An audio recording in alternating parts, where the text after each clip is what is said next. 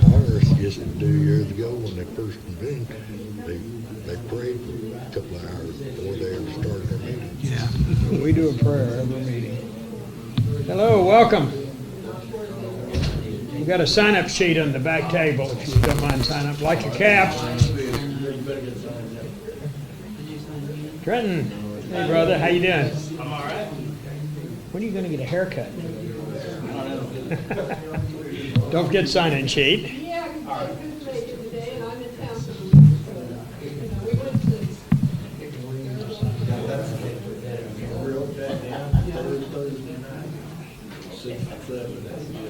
Yeah, I talked to I saw Gary yesterday at the he was at the deal with the Chamber of Commerce legislative thing over at City Center building. All right, Brian's on his way. We're going to go ahead and get started. Those of you that are new, how many are here for their first time? All right. Sign-in sheet on the back table, if you don't mind. Welcome to all the new people and all the retreads. My name's Terry Thompson. I'm the K County Coordinator. We have 2 meetings a month here in K County, 12 noon the fourth Saturday here, every Saturday, and 6 p.m. the second Tuesday of every month at Mary's Grill in downtown Tonkawa. I call that my mini meeting. I started that because if people can't make Saturday meetings, it's somebody's got kids, their Saturdays are at the ball field watching the kids play. We're going to start off with the prayer as we normally do. Pastor Jack, there he is. If you'd lead us, please. Everybody, this is Pastor Jack Adams. He is the host of the venue here, and they've been the best venue a person could hope for. God bless them all. Thank you, Tim. Praise God, it's good we're all here. Let's just pray. Father God, we just thank you for a free country. And Lord, we thank you that your people are here and people that stand up for good things. And Father, I pray today, God, as we open up this meeting, that you would put your hands here, that God, you would glorify your name and that you would advance this cause. Lord, that we could live free and we could live as true Americans. And Lord, we thank you for your hands upon us, Lord. Amen. Amen. Remain standing, we'll do the pledge. I pledge allegiance to the flag of the United States of America and to the republic for which it stands, one nation, under God, indivisible, with liberty and justice for all. Amen.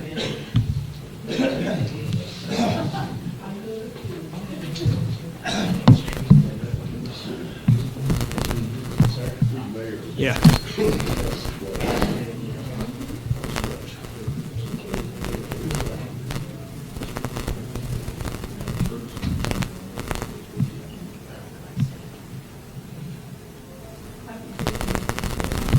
All right. Let me do a few introductions. I already introduced Pastor Jack. Stephen Phipps is our audio-visual department back there. Bless his heart. He works hard every fourth Saturday here to get this documented. You can watch videos of our meetings back to January of last year, thanks to him. They're on YouTube. Back at the back table today, that's my sister, Shelley Nicolich. She lives in Tonkawa, but they went to Phoenix in October for 1 month, and they're still in Phoenix. They're in the middle of several real estate transactions down there. They're getting rid of their property there so they can be true Okies again. Her husband's from what used to be Yugoslavia, and I'll tell you, some of the most patriotic Americans I know are the people who were born in Poland or in the Eastern Bloc and are now American citizens, because they know exactly what tyranny is like because they've actually lived under it. That's just something we've got to look forward to. And on the back table as well, that's Chris. He's with U.S. Law Shield. He is also our Mays County coordinator, and he's got Lieutenant Governor Pinnell going to be at his next meeting. He's going to talk to you later about U.S. Law Shield, but he's also going to tell you about his meeting. What town is that? Do you have your meetings? I'm in Pryor. Pryor, that's what I I have only one flyer. If anybody interested can take a picture of it with their phone and they'll have the information. Yeah, it's pretty big guns getting Lieutenant Governor in. Way to go, Chris. It was a blessing. Who here is signed up for our text alerts? Okay. Those of you that, oh, Bill, hi, I didn't see you there. Those of you that haven't, if you will get your phones out, this will take us about 30 seconds. The text alerts, Don Spencer, our president and our lobbyist, he sends out text alerts on a regular basis. There it is. Get your phone out, send a text to that phone number, 405-645-9009. And then in the message, type add me, and then a space, and then your name. You will get a confirmation text back. You click on that, and then you're signed up. And anytime Don sends out a text alert, it'll come right to you. And a lot of these, some of them are just informational, bill passes or bill dies or whatever, but a lot of times he's asking you to call or email your state representative or state senator, because there's a vote coming up and we want to get as many votes on the good ones as we can. If you do get one of those alerts about a vote upcoming, please take a few minutes right then to call or email your representative. They get deluged with emails from OK2A people, and that can influence a vote. So it's real important. It's called citizens participation in government, citizens lobbyist. I'm going to have a full program. It's going to be several months down the road, but there's a lady, Amanda Teagarden, who I've seen her program several times, and she takes you step by step on how to be an effective citizen lobbyist. And it's important that these folks know where we stand on this stuff.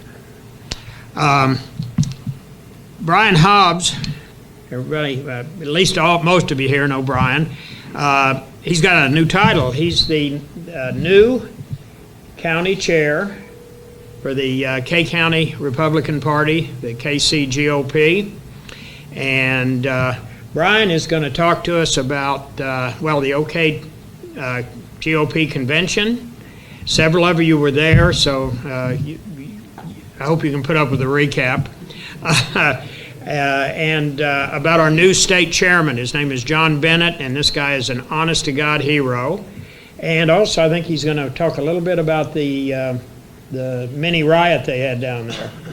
So, you can take the floor. Sure. Well, as Terry said, we've got a new chairman for the state GOP. Do you guys get the emails from the state GOP? If you don't, please add your name to the list back there, email, and you need to get them because they're important. And in the, how long has it been since the convention? 2 weeks? Yeah. I think it was 2 weeks ago today. And, my friend John Bennett, and I like to point out that I was the first one to ask him to run for that position. I'm trying to pull up his latest, let me pull up his latest email here. He's come out of the door swinging. And I've said this numerous times, and I'll say it again. We've got 82 seats in the House of Representatives and 39 seats in the Senate, and a conservative Republican governor. Democrats are not the problem right now. We own the House, we own the Senate by commanding majorities, and for whatever reason, our Senate Pro Tem decided he didn't want to hear some liberty bills here at the end, and gutted them and took them down. and they cut the Senate short, so this last week was the last week to have bills heard, and he didn't want to hear them. It's disappointing, but again, like I said, Democrats at this point are not the problem. It's our own party. And John Bennett has come out of the gate, calling our own people out, calling the Democrats out. As Terry said, there was an insurrection. What was it, Thursday? Yeah, I think it was Thursday at the Capitol. These BLM Antifa people came in to the House chambers, screaming, cussing, threatening our legislators because of an OK2A bill.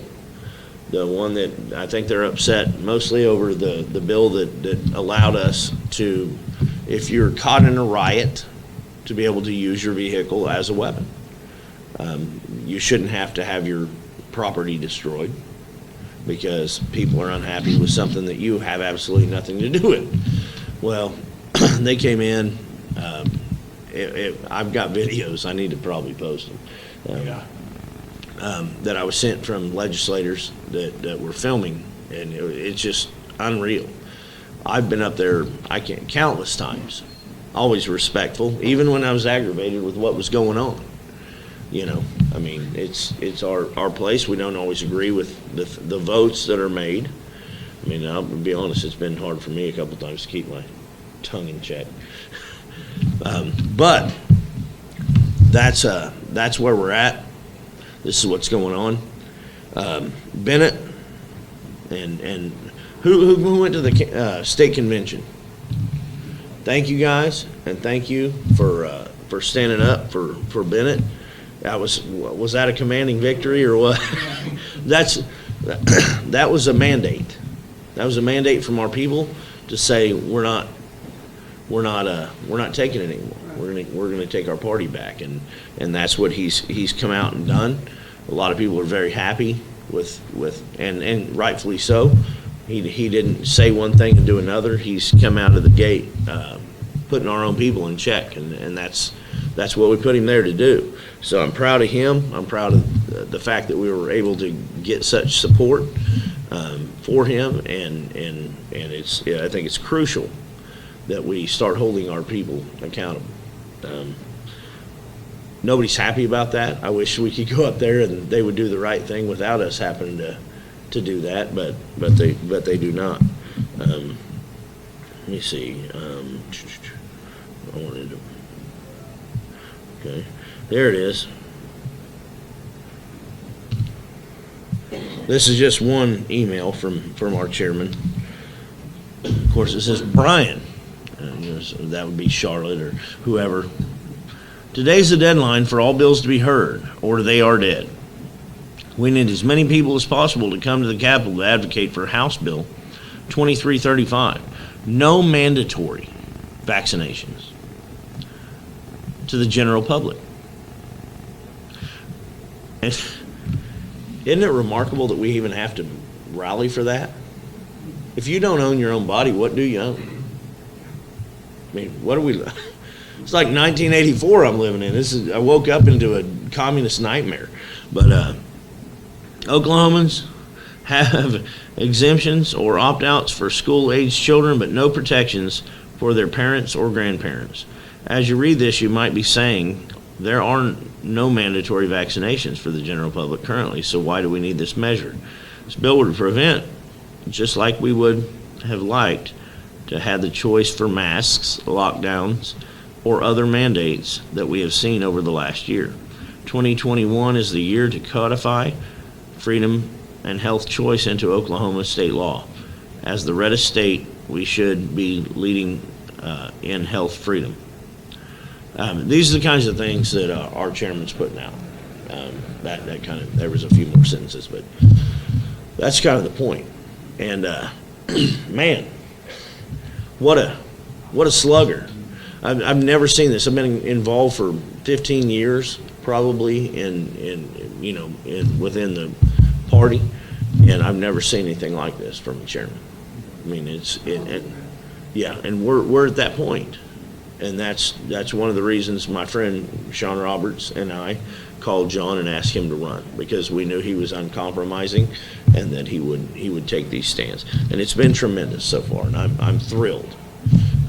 We We do questions at the end of the program. Yeah. Yeah. So, anyway, Announce that. We always forget. But he's tremendous. We're very fortunate to have him, very thankful. Are you going to cover the bills? Yeah. Okay. Well, I'm going to turn it over to you because there's a lot of bills to cover. Okay. All right. Thank you, brother. Thank you.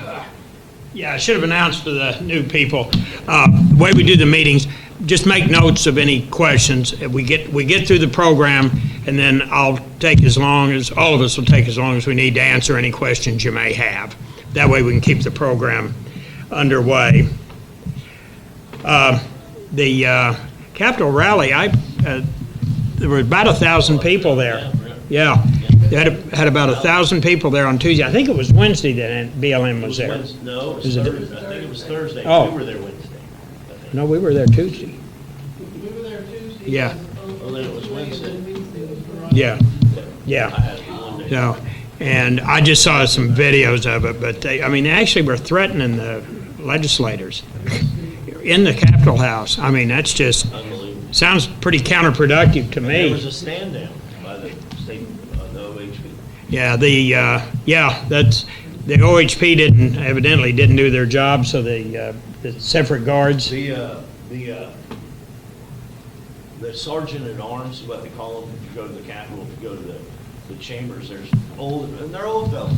They're in green coats, and, I mean, they're not there to slug it out with people. The OHP, my understanding is, stood down, and there was a meeting with the governor over that fact, that why are we paying these guys to be there if they're not actually gonna stand in when you need them? So the legislators, their legislative assistants, and the sergeant at arms are the ones who had to actually run these people out of the gallery.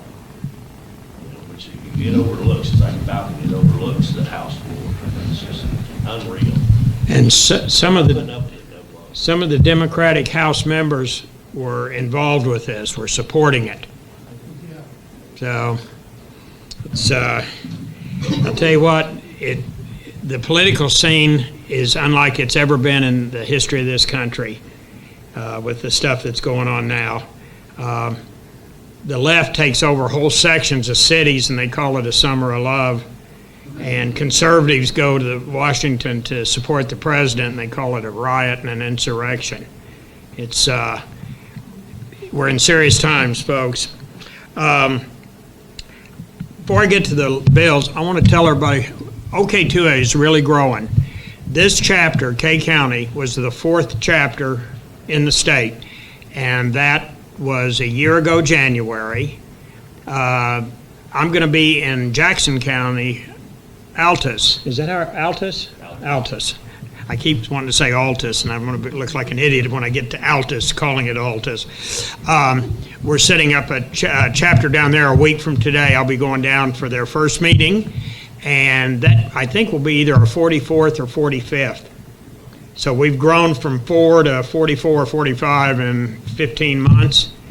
There's a lot of interest because a lot of people that have been sitting on their duffs for the last 20 years, just thinking things are going as normal, realize it's our liberty that is being eroded every day by these people, and it's going to get worse.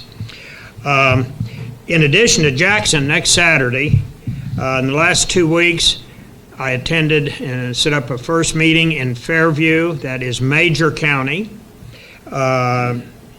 Blaine County, which is Watonga, and boy, he had a great turnout. He had the DA, the sheriff, and his state representative there. And then also Grant County last Saturday up in Medford. And the Grant County people are instrumental. They're resurrecting their Republican Party up there. It's been inactive and dead. A lot of these counties, Pawnee, Kingfisher, the Republican Party has been completely dead for all these years. And OK2A people in those counties are resurrecting them, getting them organized again. I'm going to pitch the GOP here in K County. We have our meetings the 4th Thursday of every month at 7 p.m. Right now, they're at Pioneer Tech. That's our venue for now. You cannot carry a gun into Pioneer Tech, so if you come to the meeting, leave your gun in your car. But you can legally lock it in your car on the school grounds thanks to an OK2A law that we got passed a few years ago. I'm calling it the new, with that in caps, the new K County Republican Party. We're getting organized. Our second meeting was just last Thursday, 2 days ago, and it went really smooth. We have now a director of special projects, and she's got two missions she's starting off with. One, she's going to put together an information sheet for the web where you could go there and get any information you need pertaining to local GOP politics, candidates, and so forth. And then her big project, we're going to organize the young Republicans here in K County. So if you have young people in your family that are conservative and would like to start being active in politics, contact either Brian or me and we can get the information to her. I don't know how long it's going to take to get this thing up and running, but we need to bring young people in. Yeah. And I'm hoping to tap. I'm an old hippie back in the old days. And a lot of us hippies back in the old days got into that as a kind of a rebellion against our conservative parents, right? And so I'm hoping we can find a way to tap that rebellious spirit in young people today for them to rebel against their liberal parents. So that's one of the angles we're going to move at. Also, I had a thought just last night. I was thinking we're going to target homeschoolers because children that are homeschooled are going to be a lot more receptive to getting involved with conservative politics. What we're going to do with the party here in K County, folks, is we're going to move hard right. We're going to become more conservative and we're going to become more active. And OK2A and the Republican Party are going to be pulling in tandem here in K County. We can get more done working together. And there may be some of the old-timers at the Republican Party that are not going to be too happy with this, but you know what? That's tough. If the Republican Party doesn't change and get with the times, the world we're living in now, they're going to be the Whig Party of this century. And the Whigs were, the first half of the 19th century, they were one of the two major parties, and they dried up and blew away in a matter of a couple of years because they didn't adapt. Okay. Before I get to the bills, I want to make an appeal. Anybody, if you know anybody in any of the western counties of Oklahoma, we need coordinators in almost all of the counties west of I-35. That's my area of responsibility for setting up, finding coordinators and setting up and getting them underway, new counties in these chapters in these counties. If you have any family or friends in any of these western counties, my cards are on the desk back there. Please grab one, give them my phone number, my email address, and ask them to contact me. I don't try and sell anybody on being a coordinator. I just answer questions. It's not to mine or OK2A's benefit or the new coordinator's benefit to sell somebody on it and they get into it and 2 months in they figure out it's not for them. If we set up a chapter, we want it to continue to run every month.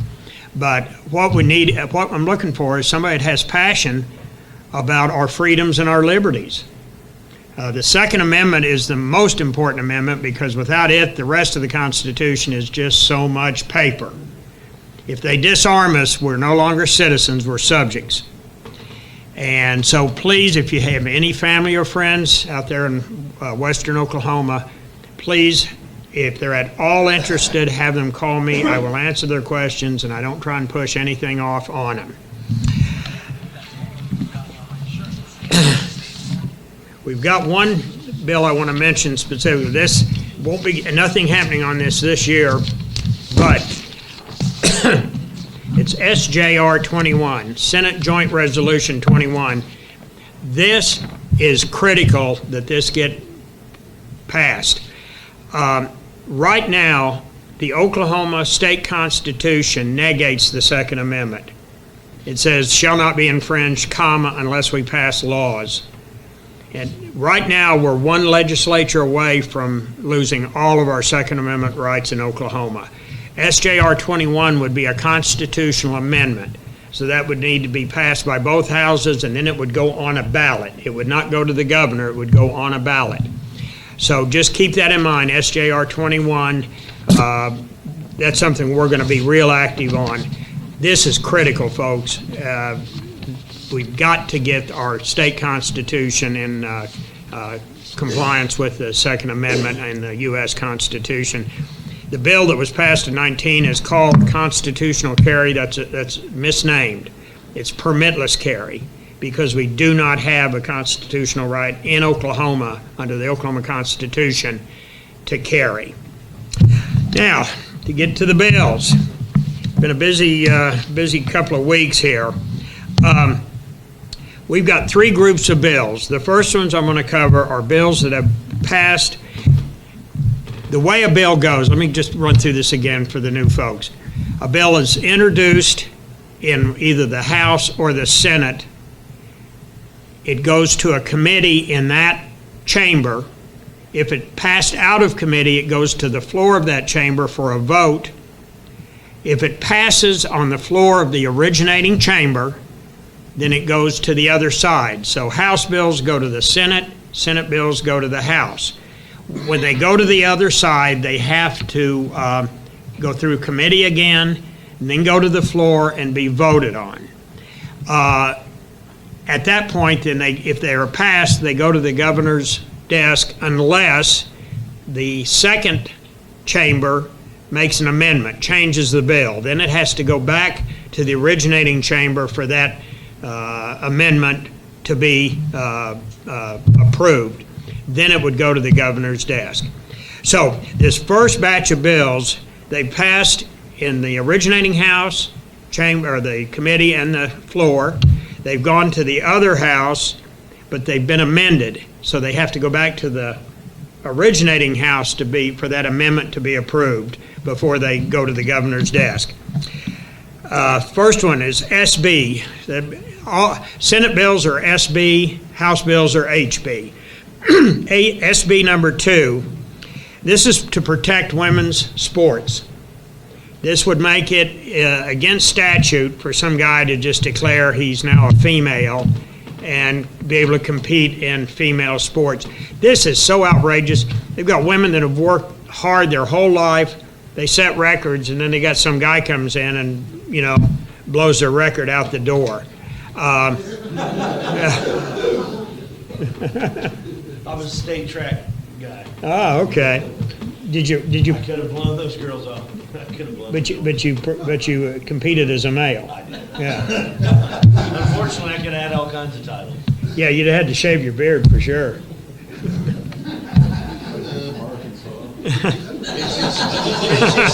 I mean, it's so outrageous that we're even having this conversation. Yeah. This is even a thing. Yeah. Imagine you go back 10 years. You've told people that this kind of thing would be debated. They'd tell you, "Oh, you're crazy. It'll never happen." This was authored by Senator Bergstrom in the Senate and Hassenbeck, which I think is a lady. Hassenbeck. Yeah. So this the amendments will need to be approved in the originating House, and if it is, then this will go to the governor's desk. I can't imagine this won't pass, but you never know with the legislature. SB, Senate Bill 644. This, municipal employees can carry a gun on the job, but this is only with the approval of the municipal government, a city council or mayor, or however they govern their particular city. And there was some talk about also covering officials in the municipality. I don't know the position on that. Here's a big one, SB 925. This is the Castle Doctrine bill. Those of you that have heard me cover this, please bear with me. I want to make sure everybody understands. The Castle Doctrine says that right now it's your front doorstep or your windows. If somebody forcibly enters your property, that's the only justification you need to use deadly force to stop them. But that only applies to the perimeter of your house. SB 644 would extend that boundary to your property line. So if you live on a quarter-acre lot in the city, you got a quarter-acre castle. If you got 5,000 acres out in the country, you got a 5,000-acre castle. And this allows you to use weapons in defense of property. You cannot do that right now.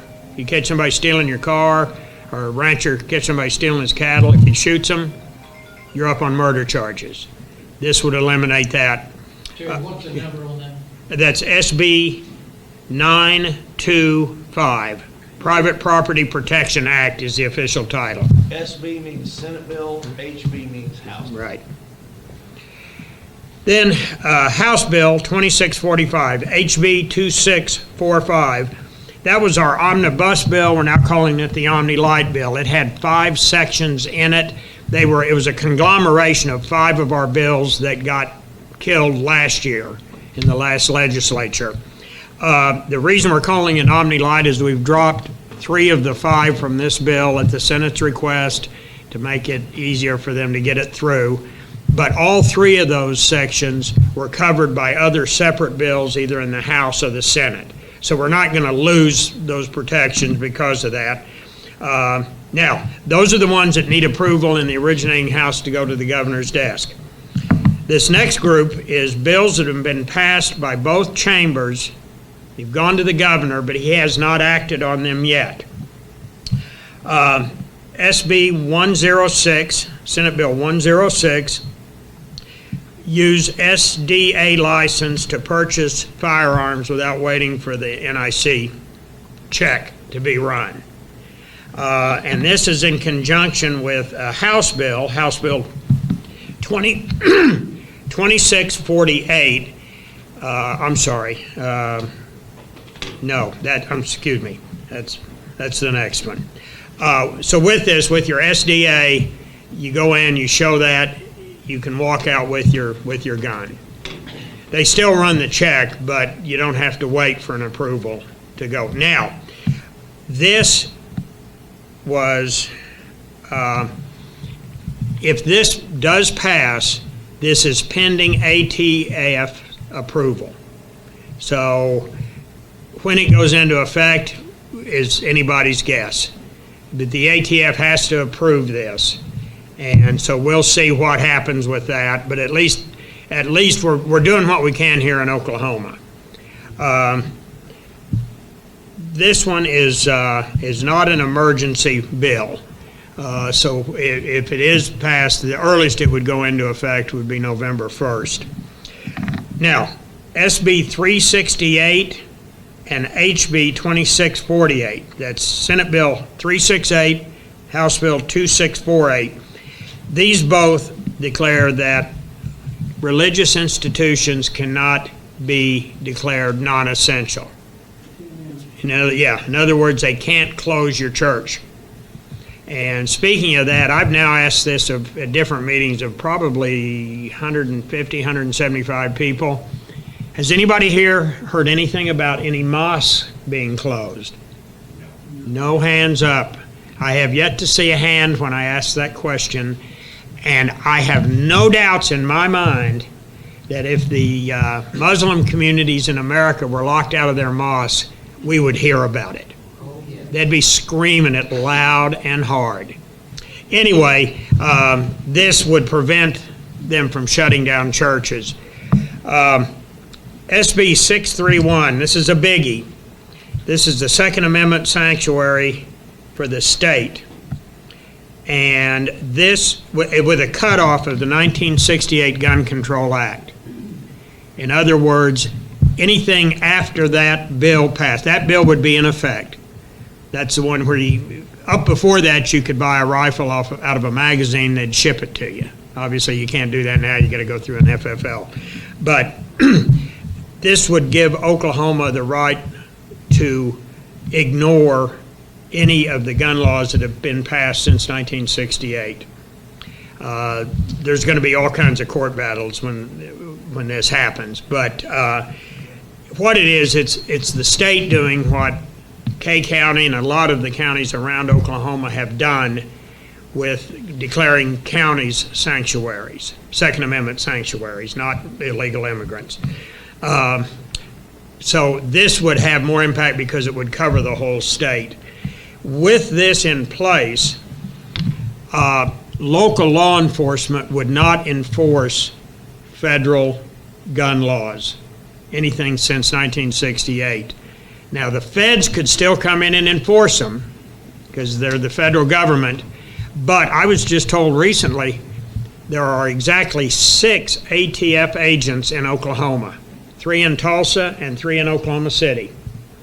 So I don't know how many doors they could knock, but I know Sheriff Kelly has assured me personally twice that K County Sheriff's Department is not going to go round up guns.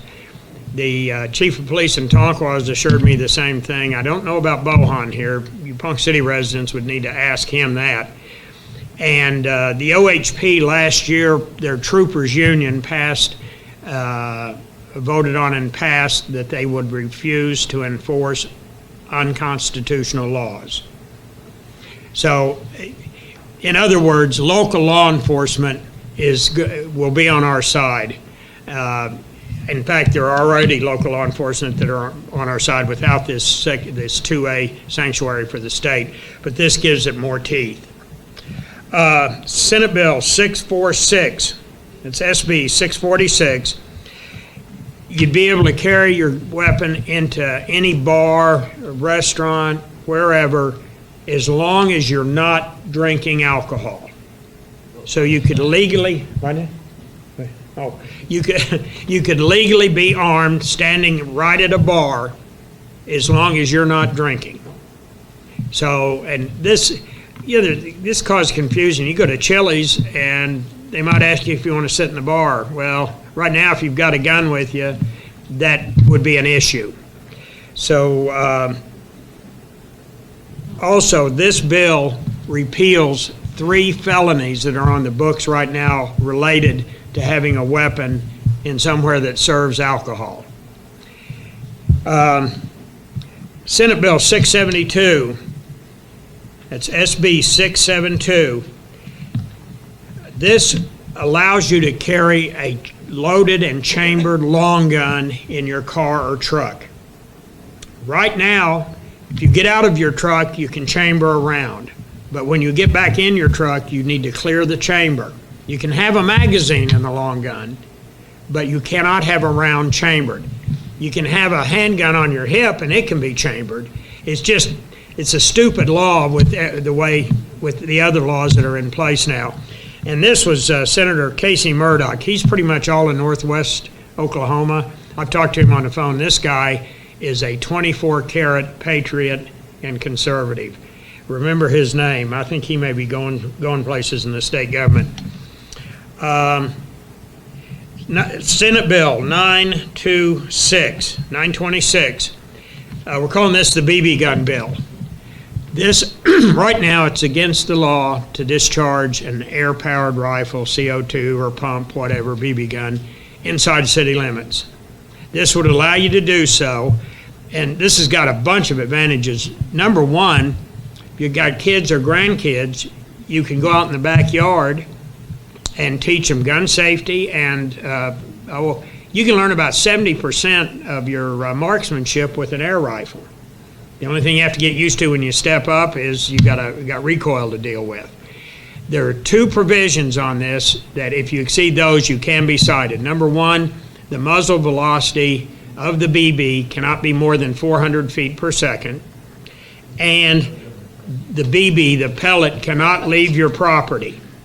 But that's easy enough. You hang a beach towel or an old blanket up on a fence, and that's going to be plenty to stop a My air BB. rifle that I take my squirrels out with is not Yeah, I was specifically told, I can rock them like a bat.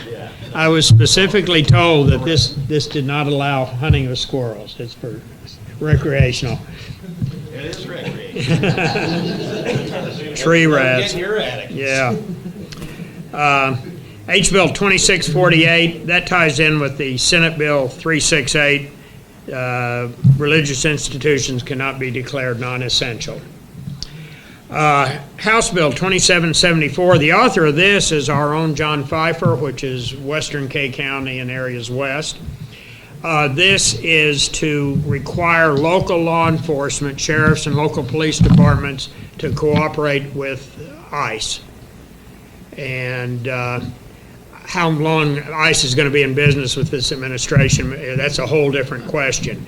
But this requires local law enforcement. If they've got somebody that's got a warrant on them, they've got to cooperate. John and I worked on this bill together. Oh, did you? Oh, okay. Yeah, last year, but finally we got it across. So he's been working on bills even before he got up. What's that? He's been working on bills even before he became chairman. Yeah. Okay. Yeah, we discussed that one last year. That finally got heard. Okay. Now these are the bills that have been sent to the governor, and he's acted on them. All of them have been signed and approved by the governor. So these are in fact laws. None of them are emergencies.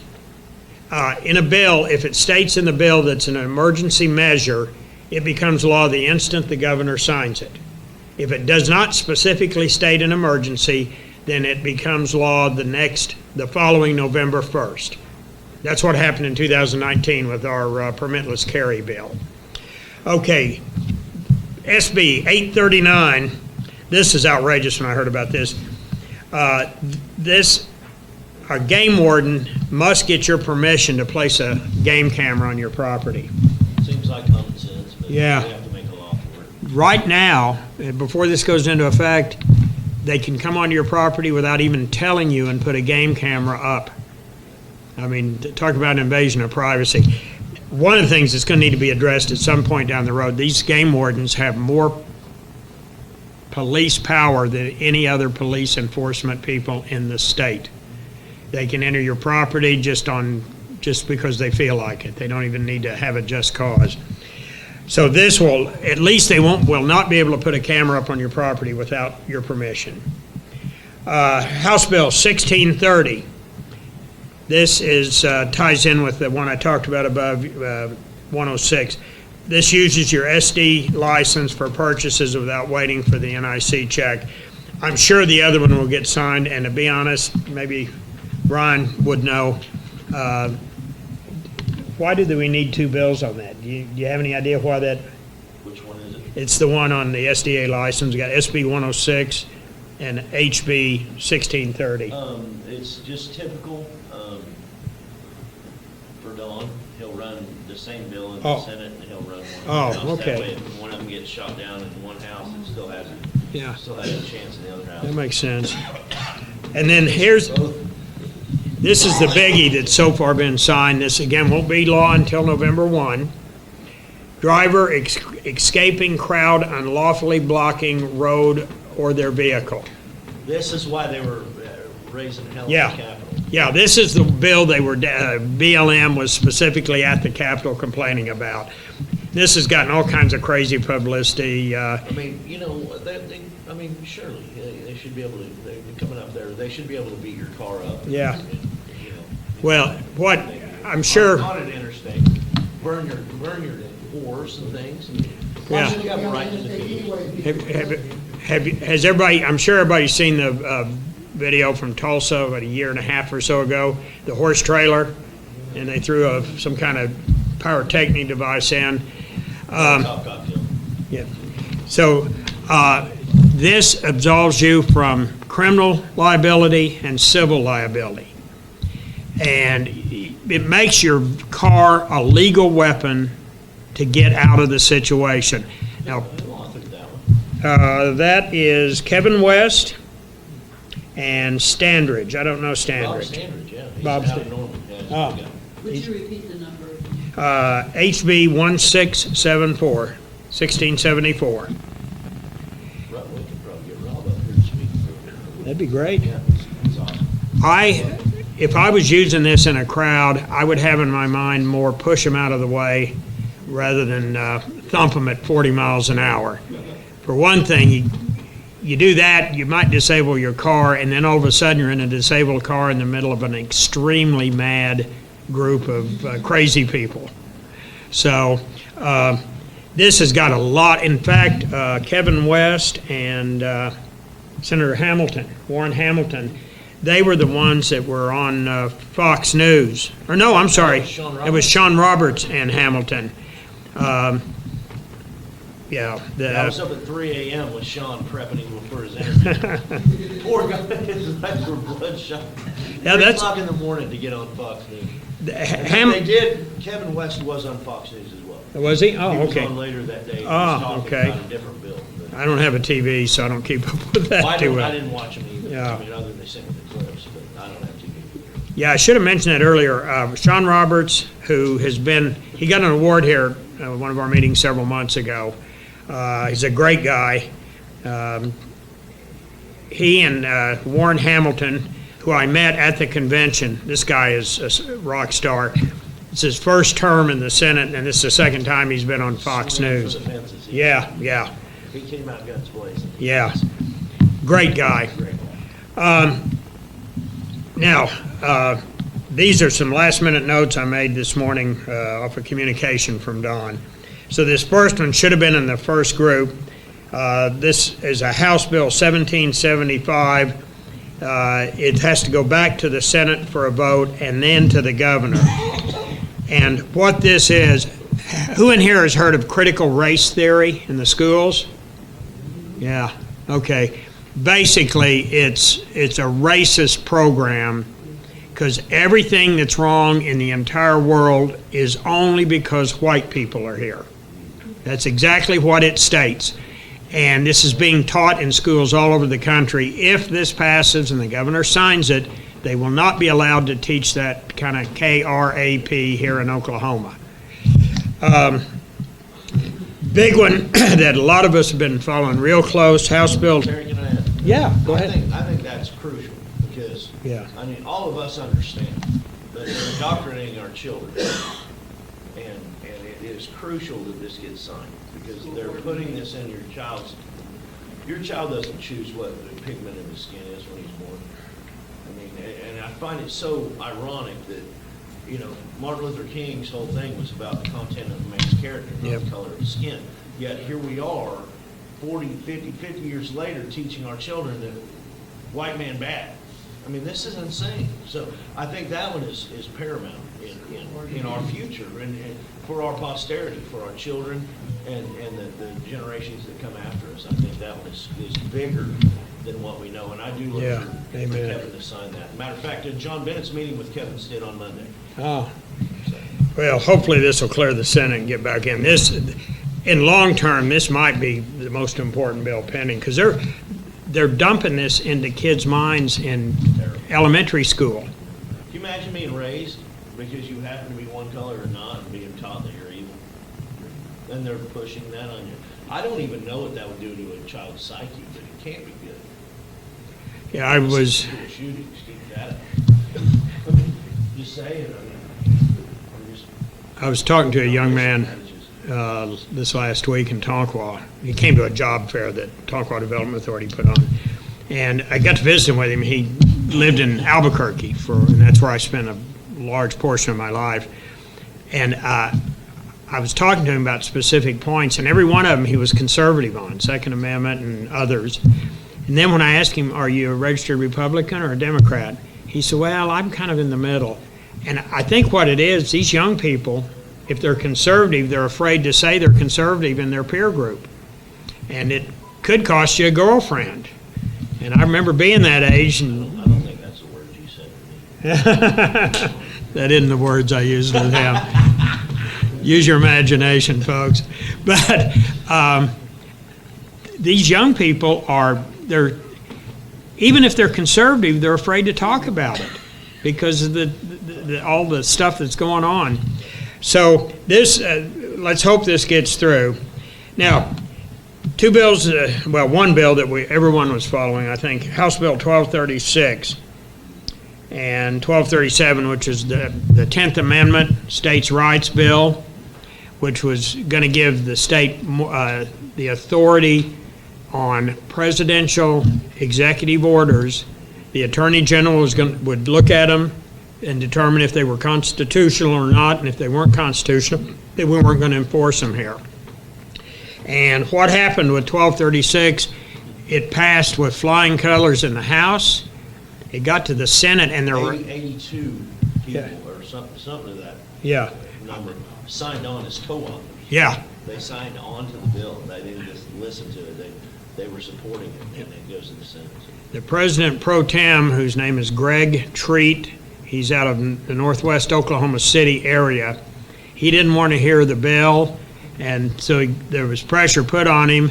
So he heard the bill, but he gutted it. He put an amendment in that gutted it, took all of its power away. Well, since he amended it, that bill, 1236, passed in the Senate, and then it had to go back to the House, and they rejected it because of that amendment that Treat had put in to gut it. They introduced House Bill 1237, which was 1236 again. They passed it, and it went to the Senate and died. So that bill is dead for this session, this season, this year. I just found out recently, this year and next year is one session at the legislature. So it's dead for this year. I guarantee it will be reintroduced next year, and hopefully we can get it through. I'd also like to add, Greg Treat put a post out on Facebook saying how he gutted it to make sure that it would pass a constitutional challenge, or, a Supreme Court challenge, tried to make himself a champion out of it. Yeah. And the one thing I would take issue with the bill is, and this is just one guy's opinion, I don't think we need the AG. That's why we elect our people. Yeah. We don't need the AG to review this. We can simply say, our elected officials say, we're not going with this. We don't need to. It's horrible. Yeah. Yeah. And $10 million to the AG. 10 million, yeah, thank you for pointing that out. And the amendment also added $10 million to the AG's office. 10 million to have a crew that would review the executive orders. Just say what he wanted to say. I'll tell you what, sign me up. I'll take one of those millions, and I'll be one of Tim guys that review. My goodness, $10 million. And they're not elected, are they? It's just, it's so disgusting what they do. It's just appalling. I want everybody to understand that OK2A has been at it for years. We just started, we're major growth just last year. But folks, when OK2A started, Oklahoma was 37th on the list of 50 states for gun-friendly laws. We're now number 5, and I think the next time they run the numbers on that, I'll bet we move up to 1, 2, or 3. And that's because of you guys. I know it's just a bunch of us sitting in a room, but the reason Don Spencer has the impact that he does is because of you guys. Yep. And to toot Terry's horn, and I know he loves when I do this, we've had the biggest meeting to date right here in this building. Out of Tulsa County, Oklahoma County, and everything, this guy has had the biggest meeting for OK2A in this state. Well, that's because people in K County are liberty-minded. They love you. Yeah. Depending on who you're asking, partner. Well, we don't care about Antifa. Anyway, I'm going to open the floor for questions and comments. Melvin? Now, we can pass, in Oklahoma, we can pass all these bills, but if the Democrats stack the courts, Yeah. they could sue us and take it to the Supreme Court. They could try. That's override. Well, then you're in another situation. You're right. And that's what they're trying to do right now. Yeah. Yeah. Folks, we have zero influence at the national level after this last fiasco in November. Well, Yeah. They- I will say, we're going to get the guy running against James Langford up here to speak. Yeah, yeah. So we'll announce that before it comes. A guy named Jackson Laymeyer? Laymeyer Yeah, I know. has announced, and they had did anybody hear about the big event last week in Tulsa? Did you guys hear about that? Freedom? Yes, yes. Yeah, they had a medical freedom conference. By the time I heard it was gonna happen, they said it was sold out. Yeah, it's like, how many people? There were No, 4,500 tickets. There were 4,500 people in the audience. Jackson got myself and John Bennett VIP tickets, so we got to go backstage and meet Mike Lindell, General Flynn, all these cool people and all the patriots. So there were, from what I understand, last I heard, there were over 30,000, 40,000 requests for tickets. They only had 4,500. So it was massive. And it was a fundraiser for his campaign, so they raised a big chunk of money. How much does he need to challenge? $1 million at least. $1 million at least. I know it's sick, but it's the truth. If you want to get your name out across the state, because the Senate race, a U.S. Senate race is a statewide race, and it costs a lot of money. K County Republican Party voted to censor Langford and Inhofe. Mays County, Osage County. One of the games they pulled at the convention, they stalled until enough people left, and then they didn't have a quorum. So the state convention didn't vote on the movement to censor Langford and Inhofe. And before Inhofe got up and spoke, the past chairman, who was still chairman at the time, got up and said, "We're not going to allow any booing or demonstrating." They actually had people removed. Yeah. And there were a lot of unhappy people, as probably people in this crowd were unhappy with the fact that James Langford did not stand up for the president when it mattered. The reason, one of the reasons they announced the no booing is the Tulsa convention, which normally draws about 75 people. They had about 300 there. In fact, all of the state conventions I've heard of had drawn about 4 times their normal number of people. Sometimes 5, yeah. Yeah, Inhofe's representative got up to address the crowd. The crowd started booing him long and loud. They booed him off the stage. He went out the door to the hallway, and a bunch of the people in the audience got up and followed him into the hallway and booed him out the door. Yeah. Yeah. Yeah, I mean, Chair, Yes. I wanted to mention to you Jackson, whatever his last name is. Lawmeyer.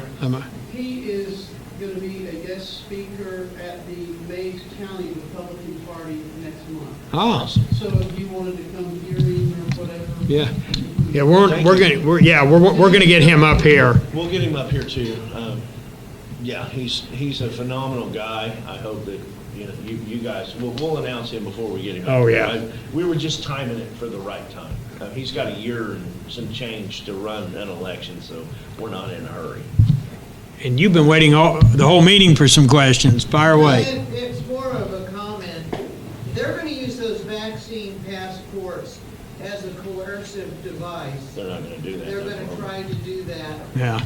And, I know some people that are so afraid they'll never get to go on a cruise again or go to a foreign country again, that they, despite things that they've seen happen to people, they went ahead and got the vaccine, and I just pray that they'll be all right. Well, that's one of the, from what I've read about that vaccine or vaccination passport, they're calling it, it's going to institute the same kind of surveillance on the people in America that the people in China have. This is Nazi Germany Yeah, happening. encourage people to turn in their neighbors, be under constant video cams, even talking about putting video cams in your homes.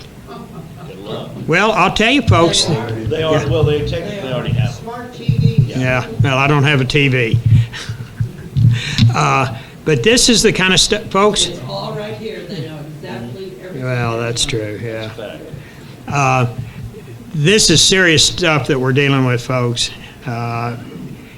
This is, who would have thought we would ever get to this point in this country? But it's where we're at. George Orwell, he knew it. Yeah, he did. Yes, he did. Do you know? I wrote a book about it, I think. Do you know he fought in the Spanish Civil War with a communist unit? He was a socialist, and he got wounded in Spain. He almost got killed. He got shot through the neck. It was a miracle that he lived. But he was with a group called the POM. There were multiple communist factions in the Republican Army in Spain, and they were being hunted and killed by other communists. It was crazy, but that was where he got a lot of his inspiration for his book, which I need to read it again, but it's so damn depressing, I keep putting it off. Atlas Shrugged, Fahrenheit 451. I got a few quick things, if you don't mind, please. First of all, I went to the rally, I was up in the gallery Uh-huh. Tuesday. Yeah, thanks for being there. Yeah, it was a fantastic experience. It was awesome. The sergeants at arms are fantastic people. Yes. They love us. Yep. They come up and they'll sit there and joke with you and everything, you know, I wore my hat, they're like, oh, hey, they didn't know me from Adam, and they just come up, just like I'm their best friend or whatever, because we treat them nice. Yes, exactly. We act The right. guy with the white beard? Yeah, he was actually in the video. He's so awesome, he yeah, was he's a good guy. Yeah, I see him all the time. But I think that is absolutely key, and I talked to my representative and my senator, their assistants the next morning. It was actually there the Wednesday morning, and I talked to them and I said, so what do you think about what's going on and everything? And this is before that BLM thing happened, but they said they can't stand when people come up there and call and write and just curse them out. They said, not only does it not have any effect, it has a negative effect. And they say they want us, they are actually begging me to get more people, to get them to contact them, be nice and be passionate. Right, well, and if I'm gonna have a conversation with you, if I start out cussing you, and, I mean, that ends the conversation. Right. They're humans just like we are. Yeah. And So I think if you that's treat them with. It's integrity, absolutely critical when- They'll respond. Whenever you're contacting Even one if of, we disagree. whenever you're contacting one of your representatives, always be quiet, polite, quiet, professional, and courteous. Because we're asking them to do something for us. You catch a lot more flies with honey than with vinegar. So, Melvin, you were next. When we vote here in Oklahoma, they have judges vote for judges, but they don't tell the authority or anything. They're not allowed to. I'd like to have. Well, there's been a movement. In fact, you were involved in that, weren't you? Yes. Tell them about it. Well, we're there, I will say this. The state party of Oklahoma, up until John Bennett, and recently, it's always been, we have to get Republicans elected. Yeah. We did that in spades. We own almost the entire Senate and the entire House. Over 80% in So- both houses. But your point about judges is, my friend Sean Roberts, you remember Sean, he was here? Yeah. I asked Sean to run a bill this year, it didn't make it out of committee, unfortunately, that made all elections partisan. That way, judges, mayors, school board members, if they're a Democrat, we want to know, and we deserve to know. I don't understand why this is some secret deal. I don't know exactly how that happened, but I was told, and I don't know if it's true, that, when Oklahoma was a Democrat state, the Democrats started losing power, that was something that was put in place as a stopgap measure so something they could hide behind and still continue to control these things, and they've done it. But I think it's only fair that we know what platform you align behind. And it's even more important that we have somebody like John at the helm who says, whoa, you're not a Republican. You're voting for Democrat platform. The things that you're doing aren't Republican. This is our platform, and you're over here. And so it's crucial that we get a partisan bill passed, and so that everybody knows, and that we hold them accountable. Since he mentioned John again, I'm going to give you a real quick resume on this guy. 22-year Marine veteran. He's done 3 combat tours. He's a retired first sergeant. This guy's a fighter, folks, and this is a guy who knows how to make decisions. I'd rather have a retired sergeant than a retired general, because them generals are all bureaucrats and politicians in their air-conditioned offices.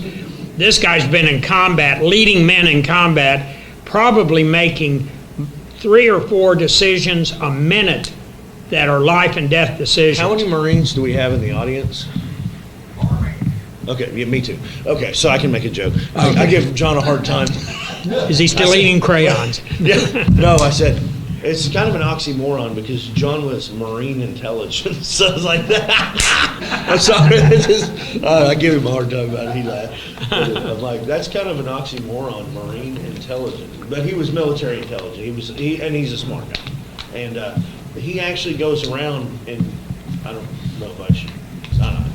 he goes around and teaches law enforcement agencies and other entities about how to recognize communist Islamic threats and how they're working together, and teaches our different departments, federal, state, and local, how to detect those. And I think that is. He's a pastor too, isn't he? Yes, he is.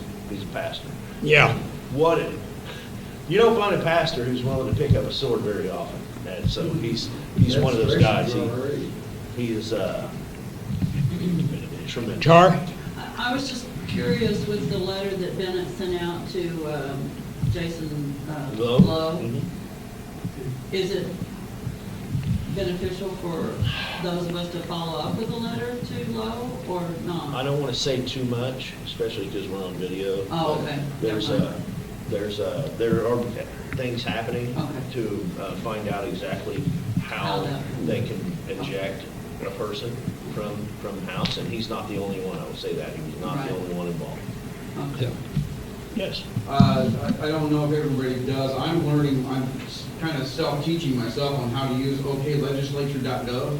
And especially when The you go Guardian. in there and you do the bill search. I mean, it's great because you can go in there and find your legislature and you type in your address and bam, you got the contact information and everything. That's great. But then you go to legislature or legislation and then basic bill search, type in that bill, and then you see like a whole page of this engrossed and this co-authored and this. That's a mess to learn. I will say this, and I don't want to say it's going to happen. It's not. It is. There's a conversation being had right now about the state party and the state GOP website about rating bills. And you can't rate every bill because they run so many. It's just Thousands, insane. literally thousands. But taking 20 and letting you know, conservative legislators, how they voted on it, and rating your legislator.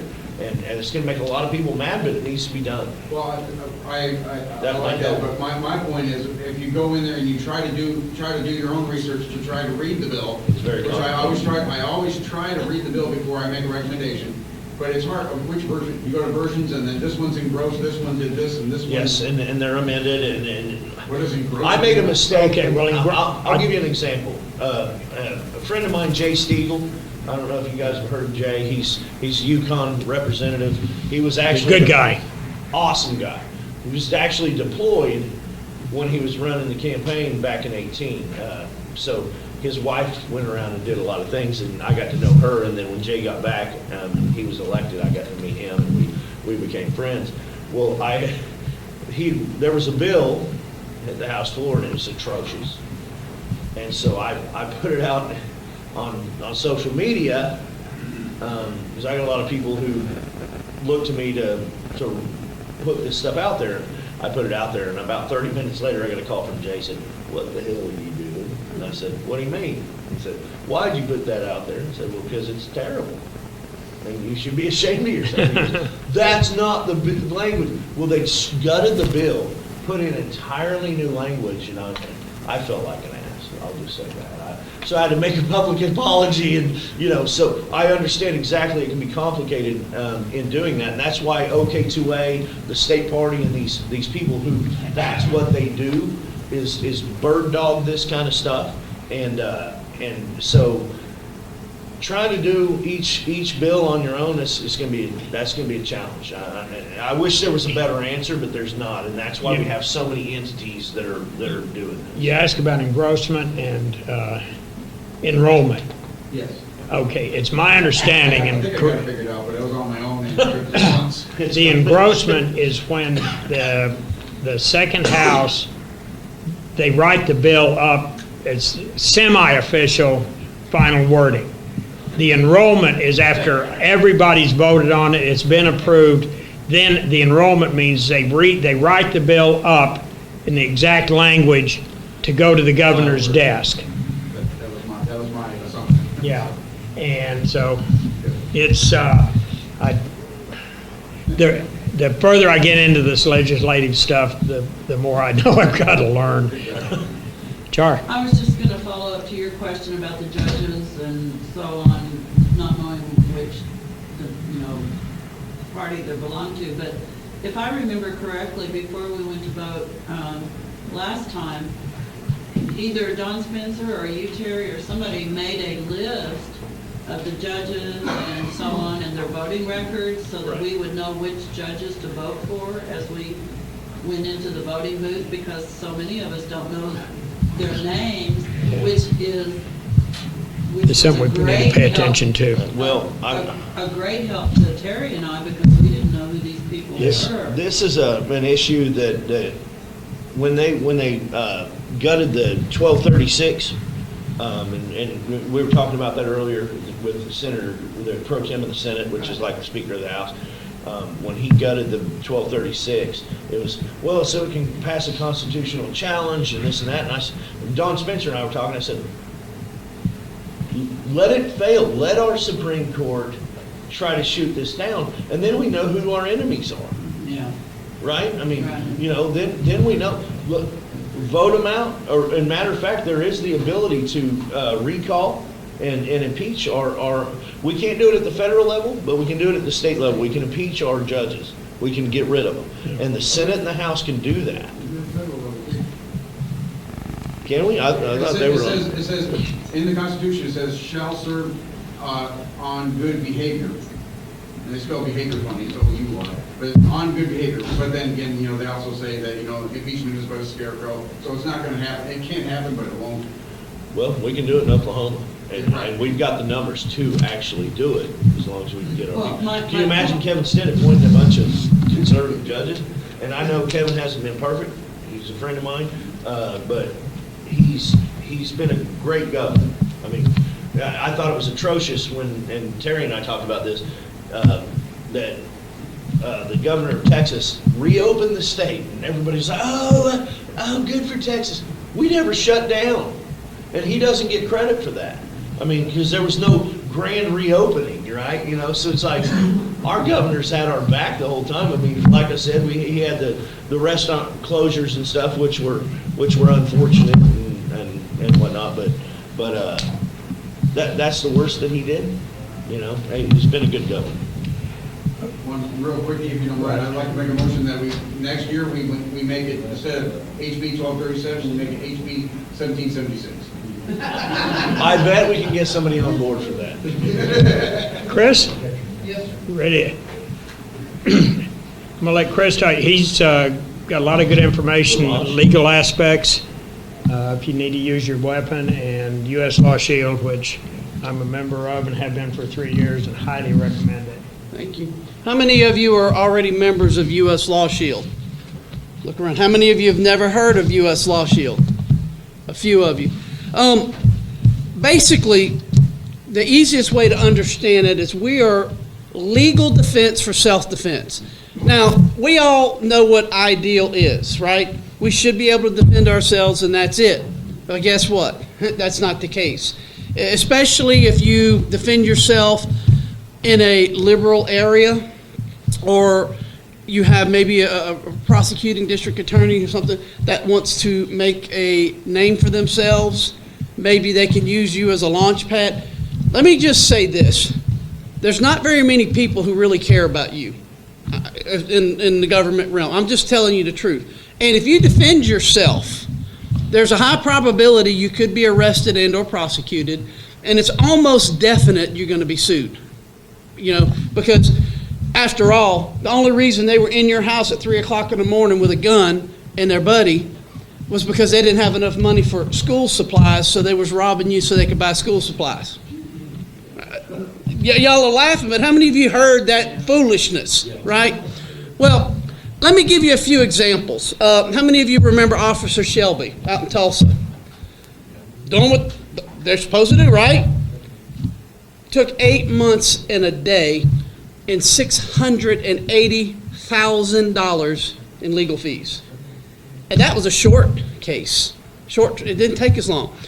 We like to give a couple examples. One happened in Colorado, one happened in Florida.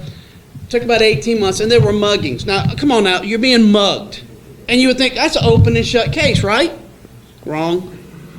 Took 18 months for both of them, roughly. The legal fees for one was $1.5 million. Now, I don't know about you. I don't have $1.5 million. You may, I don't, but if I did, I still wouldn't want to give it away just because somebody wants to prove a point. The other one took $3.3 million. Now, that is an astronomical amount of money I don't have. Now, if you were to get an attorney, a retainer typically would be about $10,000 and would last you a couple of weeks. Now, there again, do you have $10,000 just to get somebody's attention? Can you imagine trying to find an attorney in a stressful situation?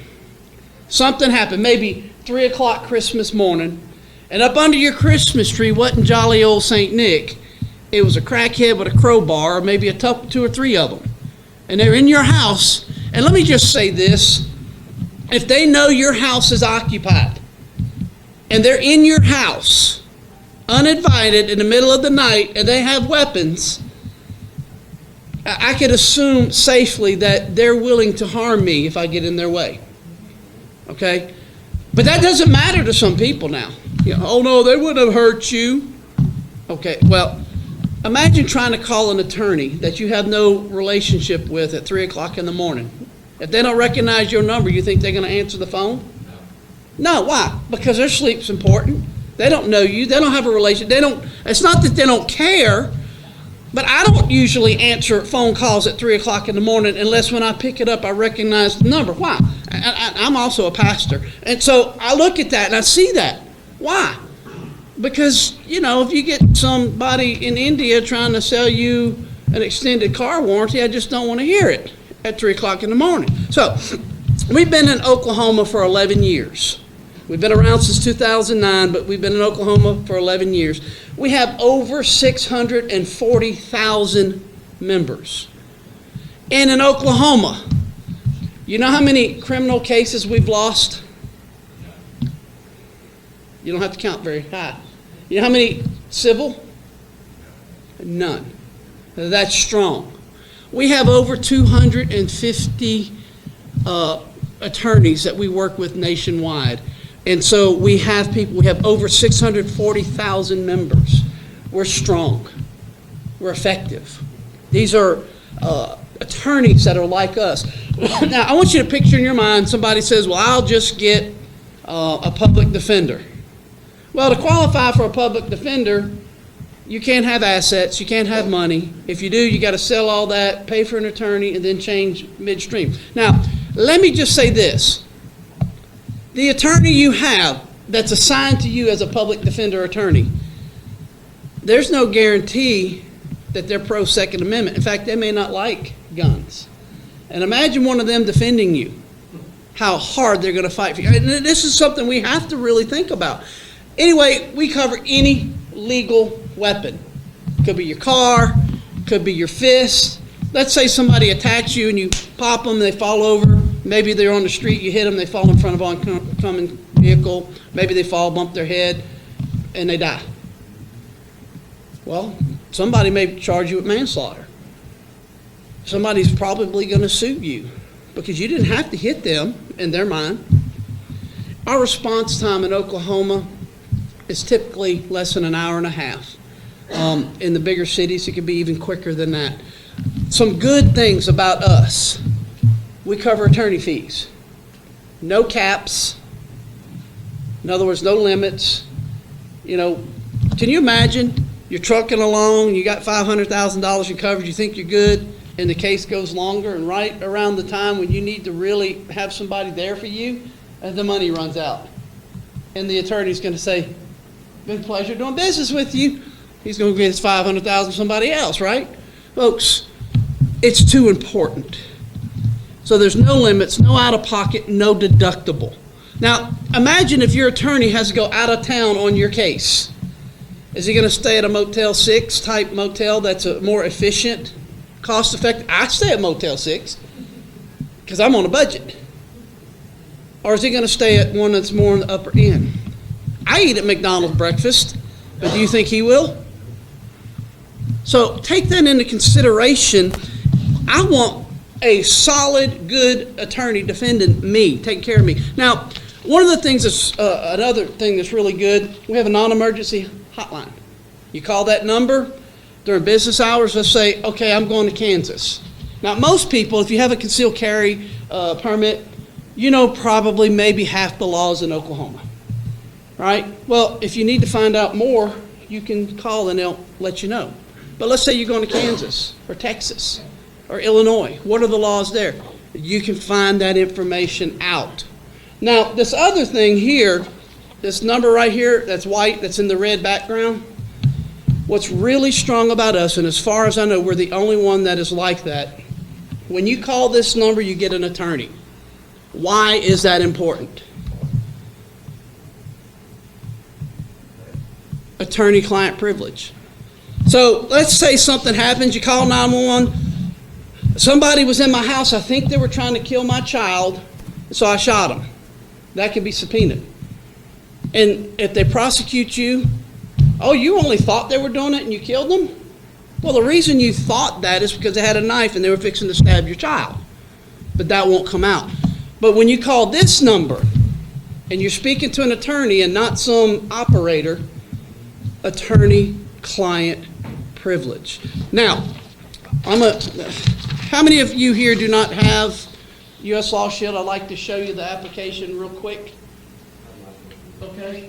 Now, if you're married, you have a husband, a wife can be put on the same application. You can get a little bit of a break. If you'll notice, the cost of it is less than $11 a month. And being at an OK2A meeting, if you join today, if you pay annual, you can pay for 12 months, get 14, your rate will be locked in. Now, there are some add-ons. Who else? Anybody else need one? I don't believe in buying a package deal if you don't need everything in the package. This can be tailor-built. In other words, minor children can be covered if you have minor children. What's good about this? Some bully picks on them at school. They defend themselves. And then the school wants to have them arrested because they fought at school. But they were defending themselves. In one of our other counties, at the OK2A meeting, somebody was telling me their child had to kill somebody, and the public defender took the case. Their child is in jail. They didn't have U.S. Law Shield. I signed them up the last time I was down there, I believe it was. It's that important. Bail bond and expert witness is an extra thing because an expert witness can help you. Why did you shoot that guy 17 times? Because he was still coming. Come to find out he was on meth. And an expert witness comes, yeah, it can happen. Okay? It can help you. Then you've got 50 state protection. This $10.95 a month, or if you do it annually, covers Oklahoma. But if you travel, you can add that protection onto you. And if you have 50 state, all the other add-ons will also be valid. So you notice this one over here, Hunter Shield.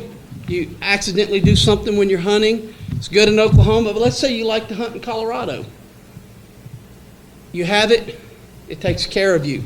And then the gun owner identity theft coverage. This is not insurance on your guns, but what it is, let's say they steal your guns, they help you fill out the paperwork and all this stuff, and if somebody takes one of those guns and uses it in a crime and they come after you, you can be protected. So, if you have any questions, Terry, do you have anything else after me? Yeah, just to close up the meeting. All right. So if you have any questions, I'll be here. You come see me. I'll answer your questions. Give him a chance to finish out the meeting. But please, if you walk out of here today and you fill this out, you'll be covered today. You'll have one of these temporary cards, and your coverage will be effective today. Thank you.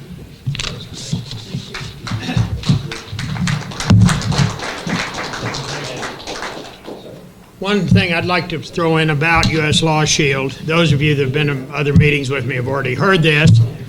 I've been a member for 3 years, and I've had 4 or 5 direct conversations on the phone with the lead attorney, Robert Robles. And one of those sessions was about a 45-minute phone call. Twice he had to research my question and call me back. He did the first time in about 10 minutes, the other time within a couple of hours. In other words, I'm just about at break even what I've paid them for these last 3 years in no-cost consultations on the phone with the top attorney. And one of the things I called him about didn't concern firearms at all. but you call his office, you leave your name, your membership number with U.S. Law Shield, and your phone number, and he calls you back. And as opposed to every other attorney I've ever dealt with, he does actually return calls. And he is the top attorney in the state on anything related to 2A. Are there any other questions before we adjourn the meeting? I want to thank everyone for coming. If you don't have my cards, grab some on the table back there. I'm open for questions or calls at any time. When I'm in a meeting or I'm asleep, it'll go to my voicemail. Always leave a short message. I will definitely get back to you. Don't depend on me seeing you in the caller ID and calling you back. Please leave a quick message. Thank you for coming. Pray for this country and pray for Oklahoma. Thank you again. Everyone stay safe. Second Tuesdays, Mary's Grill in downtown Tonkawa for a mini meeting. This meeting is every fourth Saturday here at 12 noon. Do you have something? Yeah, just one thing. And if you can make it, please come. The Thursday before this meeting, we have our Republican meetings. Right now, they're at Pioneer Botech, and we're looking for a different venue. But please come, because OK2A, the Republican Party, are hand in glove. Yeah.